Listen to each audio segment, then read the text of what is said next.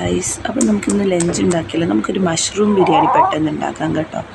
അപ്പോൾ നമ്മൾ കട്ട് ചെയ്ത് വെച്ചേക്കുന്ന നമ്മുടെ മഷ്റൂമിനകത്ത് കുറച്ച് തൈര്, കുറച്ച് ഗരം മസാല, കുറച്ച് മുളക് പൊടി, കുറച്ച് മഞ്ഞൾപ്പൊടി, ആവശ്യത്തിന് ഉപ്പ് എല്ലാം കൂടി ചേർത്തൊരു ഹാഫ് ആൻ അവർ നമുക്ക് നന്നായിട്ട് ഒന്ന് ഇളക്കി പുരട്ടി ഒന്ന് മാറ്റി വെക്കാം കേട്ടോ.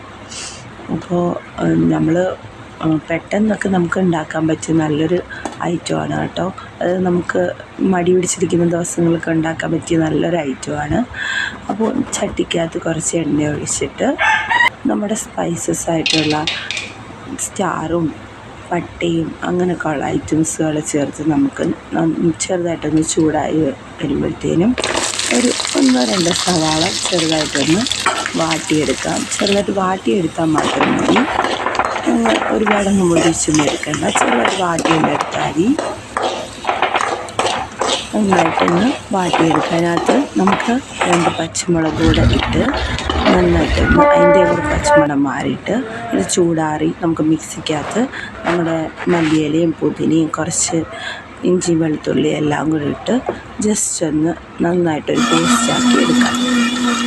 ഇനി നമ്മൾ ബിരിയാണി ഉണ്ടാക്കാൻ പോവാണ്. ബിരിയാണി ഉണ്ടാക്കാനായിട്ട് കുറച്ച് നെയ്യ് ഒഴിച്ച് നമ്മൾ നേരത്തെ ഇട്ട സ്പൈസസും ഇട്ടൊന്ന് ചൂടായി അതിൻ്റെ കൂടെ കുറച്ചുകൂടെ സവാള എടുക്കുക, ഒരു 2 സവാള എടുക്കുക.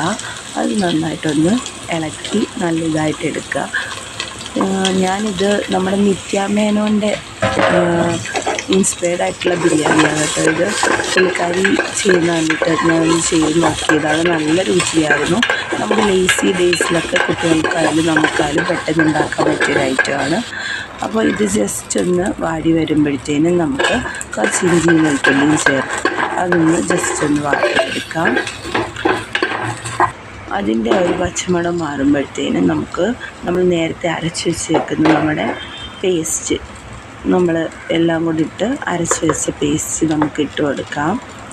എൻ്റെ കയ്യിൽ അസ്മൂട്ടി ഇരിപ്പുണ്ട് കേട്ടോ, അതുകൊണ്ടാണ് അസ്മൂട്ടി അല്ല അതിനോട്ടി ഇരിപ്പുണ്ട്, അതുകൊണ്ടാണ് എനിക്ക് ഇങ്ങനെയൊക്കെ എടുക്കാൻ പറ്റുന്നത്. പുള്ളിക്കാരി ഭയങ്കര കരച്ചിലായിരുന്നു. അപ്പോൾ കൈ ഇരിക്കുന്നത് കൊണ്ട് വീഡിയോ അങ്ങോട്ട് കറക്റ്റായില്ല, എല്ലാവരും ക്ഷമിക്കണം കേട്ടോ. അപ്പോൾ അതെല്ലാം ഒന്ന് ജസ്റ്റ് ഒന്ന് അതിൻ്റെ ആ ഒരു പച്ചപ്പ് മാറുന്ന വരെ നമുക്കൊന്ന് ഇളക്കി കൊടുക്കാം. എന്നിട്ട് നമുക്കിതിനകത്ത് നല്ല പഴുത്ത നല്ല തക്കാളി 2 ചേർക്കാം. നിങ്ങളുടെ ഇഷ്ടാനുസരണം പുളി എങ്ങനെയാണെന്ന് വെച്ചാൽ അങ്ങനെ നമുക്ക് ചേർത്ത് കൊടുക്കാം. എനിക്ക് നല്ല പഴുത്ത തക്കാളിയാണ്, അപ്പോൾ ഞാൻ 1 എടുത്തോളൂ. അപ്പോൾ അത് നന്നായിട്ടൊന്ന് ഇളക്കി ഇതിനകത്തുനിന്ന് നല്ല നമ്മുടെ നെയ്യ് തെളിഞ്ഞ് വരുന്ന രീതിയിലാവുന്ന വരെ നന്നായിട്ട് നമ്മൾ ഇളക്കി കൊടുത്തത് തക്കാളി നല്ല വെന്ത് റെഡിയാവുന്ന വരെ നമുക്ക് ഇളക്കി കൊടുക്കാം. അതിനകത്ത് ആ ഒരു നെയ്യ് തെളിഞ്ഞ് വരുന്ന വരെ നമുക്ക് ഇളക്കി കൊടുക്കാം. അപ്പം നെയ്യ് തെളിഞ്ഞു. അപ്പം നമ്മൾ നേരത്തെ ഹാഫ് ആൻ അവർ മാരിനേറ്റ് ചെയ്ത് വെച്ചിരുന്ന നമ്മുടെ മഷ്റൂം ചേർക്കുകയാണ്. നിങ്ങൾക്ക് ഇതിനകത്ത് ഏത് മഷ്റൂം വേണമെങ്കിലും ചേർക്കാൻ പറ്റാം.